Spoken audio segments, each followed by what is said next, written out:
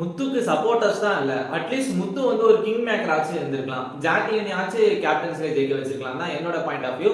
ஆக்சுவலா இந்த கேப்டன்சி டாஸ்க்ன்றது ரொம்ப டிஃபரெண்டாவே இருந்துச்சுன்னு தான் சொல்லணும். ஏன்னா வந்து இது ஒரு பிசிக்கல் டாஸ்கே இல்ல. அதாவது நம்ம கண்ணுக்கு பார்க்கறது பிசிக்கல் டாஸ்கா இருந்தாலுமே இது வந்து ஒரு முழுக்க ஒரு மென்டல் பேஸ் பண்ண டாஸ்க் தான். ஃபுல் மைண்ட் கேம்ஸ் பேஸ் பண்ண டாஸ்க் தான்.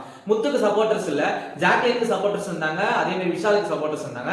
நிறைய பேர் ப்ரோமோவை பார்த்துட்டு கமெண்ட் செக்ஷன்ல ராணுவ வேற லெவல் மைண்ட் கேம், ராணுவ ஸ்ட்ராட்டஜின்னு சொன்னாங்க. எனக்கு என்னமோ அவ்வளவு பெரிய ஸ்ட்ராட்டஜின்னு தெரியல. அதே மாதிரி ராணுவ வந்து நிறைய பேர் திட்டி இருந்தாங்க. ராணுவ பண்ணது கரெக்ட் தான். அவர் வந்து ஹெல்ப் தான் பண்ணாரு. ரொம்ப ஸ்ட்ராட்டஜிக்கலா பண்ண மாதிரி எனக்கு தெரியல.